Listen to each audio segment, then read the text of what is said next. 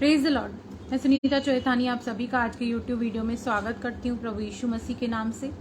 और आज दो आपको बातें बताऊंगी, ध्यान से सुनिएगा, ये बहुत अहम है और पुराने लोगों के लिए है कि दो ऐसी बातें हैं जो अक्सर जितने भी विश्वासी हैं, बिलीवर्स हैं, उसे अलग रीति से लेते हैं और कहीं ना कहीं उन बातों के पीछे अपने पापों को छिपाने की वो कोशिश करते हैं।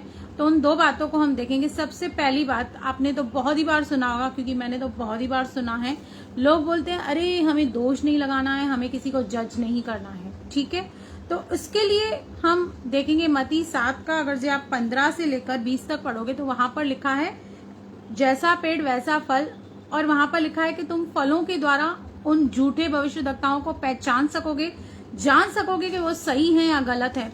तो भैया आप जब किसी के फल देखते हो तो आपको कहीं ना कहीं उसको जज तो करना ही पड़ेगा, कहीं ना कहीं आपको डिस्कशन तो करना पड़ेगा कि सामने वाला बंदा क्या है। आप ये कैसे जान सकते हो किसी के फलों के द्वारा, जब तक आपने उसको जज नहीं किया या कुछ पैमानों पर जब तक आपने उसे रखा नहीं है।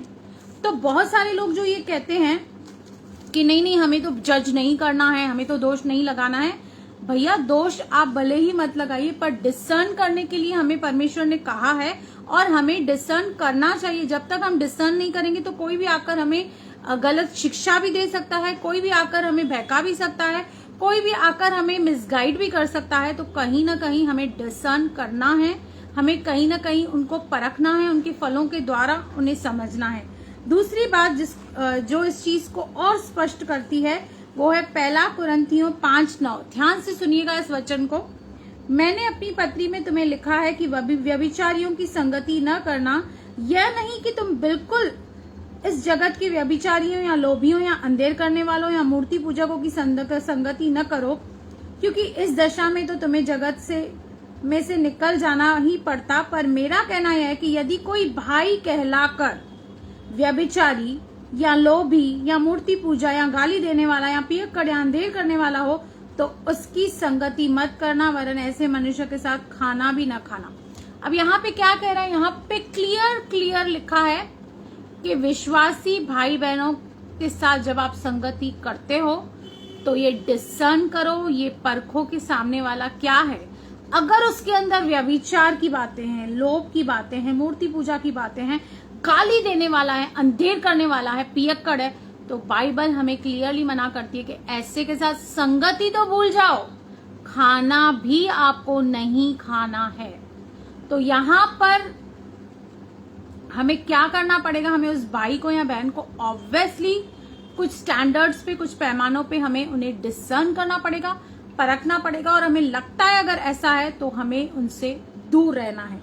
ठीक है। दूसरी बात जो बोलते हैं कि सब जो पाप है वो एक ही प्रकार के होते हैं और सबकी जो पनिशमेंट है वो एक ही प्रकार की होती है, जबकि बाइबल क्लियरली बताती है कि हर एक प्रकार का अधर्म पाप है।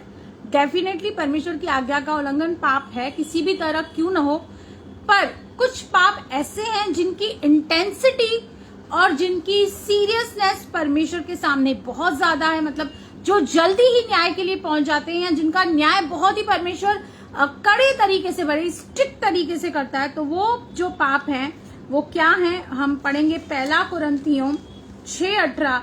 वहां पर क्लियरली लिखा है कि जितने अन्य पाप कोई भी इंसान करता है वो इतने मतलब दंड के योग्य तो हैं, पर सबसे ज्यादा जो दंड के योग्य पाप है वो व्यभिचार है। वहां पर क्लियरली ये बात स्पेसिफाइड है। 1 कुरिन्थियों 6:18, व्यभिचार से बचे रहो, जितने अन्य पाप मनुष्य करता है वे देह के बाहर हैं। ठीक है।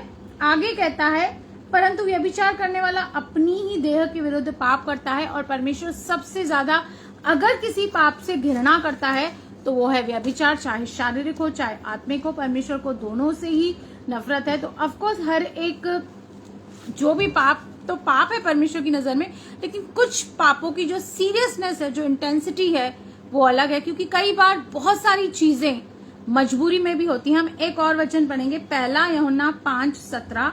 सब प्रकार का अधर्म तो पाप है, परंतु ऐसा पाप भी है जिसका फल मृत्यु नहीं है।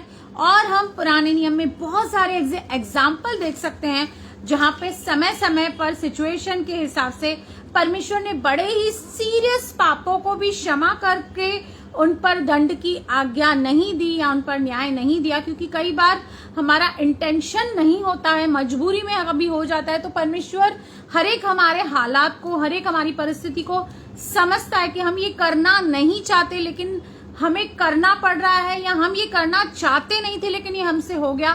तो ऐसे पाप भी हैं जिसका फल मृत्यु नहीं है, क्योंकि पुराने समय में भी हम देखते हैं जब दाऊद राजा ने भेंट की रोटी जो उसको अलाउड नहीं थी वहां से खानी, उसने खाई, लेकिन परमेश्वर ने उसे मृत्यु दंड नहीं दिया, परमेश्वर ने उसे क्षमा कर दिया। ऐसे बहुत सारे इंसिडेंट हम देखते हैं कि जिस तरह से परमेश्वर ने बहुत सारे जो लोगों ने पाप किए उनको क्षमा किया, उनको वैसा दंड नहीं दिया। लेकिन कुछ पाप ऐसे होते हैं जो जल्दी से न्याय के लिए पहुंच जाते हैं, और मुझे लगता है कि सबसे सीरियस और भयानक पाप जो है वो व्यभिचार का ही है, जो परमेश्वर जिसके विषय में दया नहीं करता और बहुत ही कड़ाई करता है।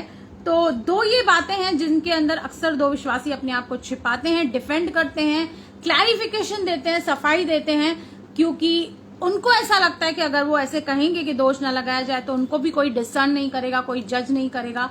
लेकिन हमें डिसर्न करने के लिए कभी मना नहीं किया गया है, दोष लगाने के लिए भले ही मना किया गया हो, लेकिन डिसर्न हमें करना है कि हम किसके साथ बैठ रहे हैं, उठ रहे हैं, क्या कर रहे हैं। अगर डिसर्न नहीं करेंगे तो हम शायद अपनी की आत्मा को खो देंगे, शायद अपना ही नुकसान करेंगे।